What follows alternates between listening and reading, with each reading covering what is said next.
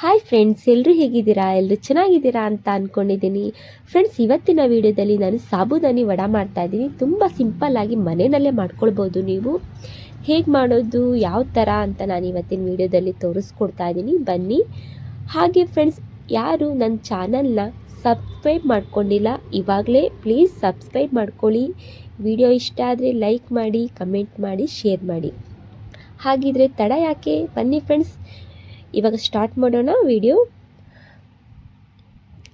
ನೋಡ್ತಾ ಇರ್ಬೋದು ಫ್ರೆಂಡ್ಸ್, ಇವಾಗ ನಾನು ಒಂದು ಬೌಲ್ಗೆ ನಾನು ಸಾಬುದಾನಿನ ರಾತ್ರಿನೇ ನಾನು ತೊಳೆದುಬಿಟ್ಟು ನೀರೆಲ್ಲ ಬಸಿದು ಈ ಥರ ನೆನೆಸಿಟ್ಕೊಂಡಿದ್ದೀನಿ. ಹಾಗಾಗಿ ನಾವು ಚೆಕ್ ಮಾಡ್ತಾ ಇರಬೇಕು ಇದು ನೆಂದಿದೆಯೋ ಇಲ್ವೋ ಅಂತ. ನೀರನ್ನ ಸ್ವಲ್ಪ ಚಿಮುಕ್ ಕೊಡ್ಕೊಳ್ತಾ ಇರಬೇಕು ಇದನ್ನು, ಆಗ ಅದು ಚೆನ್ನಾಗಿ ನೆನೆಯುತ್ತೆ. ಈ ರೀತಿಯಾಗಿ ನೆನೆಸ್ಕೋಬೇಕು ನಾವು.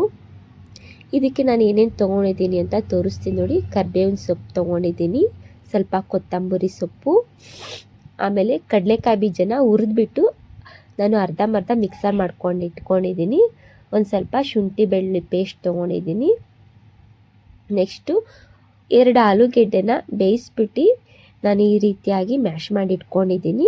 ಆಲೂಗೆಡ್ಡೆ ತಗೊಳ್ಬೇಕು ಇದಕ್ಕೆ. ನೆಕ್ಸ್ಟು ನಾನು ಅದಕ್ಕೆ ಹಸಿಮೆಣ್ಸಿನ್ಕಾಯಿ ಹಾಕ್ಕೊಳ್ತಾ ಇಲ್ಲ, ಹಸಿ ಖಾರ ಹಾಕ್ಕೊಂಡಿದ್ದೀನಿ. ಹಸಿ ಮೆಣ್ಸಿನ್ಕಾಯಿನ ಪೇಸ್ಟ್ ಮಾಡ್ಕೊಂಡಿದ್ದೀನಿ. ಜೀರಿಗೆ ತೊಗೊಂಡಿದ್ದೀನಿ, ರುಚಿಗೆ ತಕ್ಕಷ್ಟು ಉಪ್ಪು ತೊಗೊಂಡಿದ್ದೀನಿ. ಇದಿಷ್ಟೇ ಫ್ರೆಂಡ್ಸ್ ಈ ಸಾಬುದಾನಿ ವಡೆ ಮಾಡ್ಕೊಳ್ಳೋಕ್ಕೆ. ನಮಗೆ ಐಟಮ್ಸ್ ಇದಿಷ್ಟ ಆದರೆ ನಮಗೆ ಸಾಕು. ನೆಕ್ಸ್ಟ್ ನೋಡಿ, ಇವಾಗ ಏನು ಮಾಡಬೇಕು ಅಂದರೆ ನಾನು ನಾನು ಸಾಬುದಾನಿನ ಎಲ್ಲ ಒಂದು ಬೌಲಿಗೆ ಹಾಕ್ಕೊಂಡು ಇಟ್ಕೊಂಡಿದ್ದೀನಿ. ನೆಕ್ಸ್ಟಿಗೆ ಏನೇನು ನಾನು ತೋರಿಸಿದ್ನಲ್ಲ ಎಲ್ಲನೂ ಬೌಲೊಳಗೆ ಹಾಕ್ಕೊಂಡು ಒಂದು ಸ್ವಲ್ಪ ಅರಿಶಿನ ಪುಡಿ ಹಾಕ್ಕೊಂಡಿದ್ದೀನಿ. ರುಚಿಗೆ ತಕ್ಕಷ್ಟು ಉಪ್ಪು ಹಾಕ್ಕೊಂಡು ಈಗ ಕಲಿಸ್ಕೊಳ್ತೀನಿ. ನೋಡ್ಬೋದು ನಾನು ಕಲಿಸ್ಕೊಳ್ತಾ ಇದ್ದೀನಿ.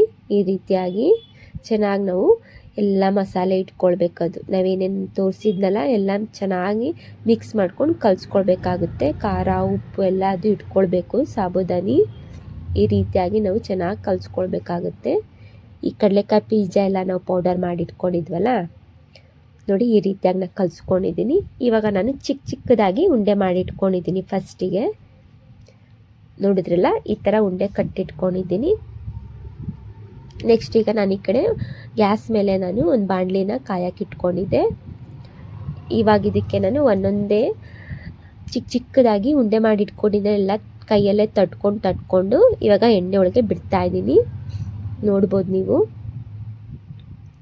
ನಾವು ಎಣ್ಣೆ ಒಳಗೆ ನಾವು ಉದ್ದಿನ ವಡೆ, ಬಜ್ಜಿ, ಪಕೋಡ ಹಾಕ್ಕೊಳ್ತೀವಲ್ಲ ಅದೇ ರೀತಿಯಾಗಿ ನಾವು ಇದನ್ನೇ ಸ್ವಲ್ಪ ಕೈಯಲ್ಲಿ ತಟ್ಕೊಂಡು ಬಿಟ್ಕೋಬೇಕು. ಈಗ ನೋಡ್ಬೋದು, ನಾನೆಲ್ಲ ತೆಗೆದು ತೋರಿಸ್ತೀನಿ ಹೇಗಾಗಿದೆ ಅಂತ. ನೋಡ್ತಾ ಇದ್ರಲ್ಲ ಫ್ರೆಂಡ್ಸ್, ಎಷ್ಟು ಚೆನ್ನಾಗಿ ಬಂದಿದೆ ಇದು ಸಾಬುದಾನಿ ವಡೆ.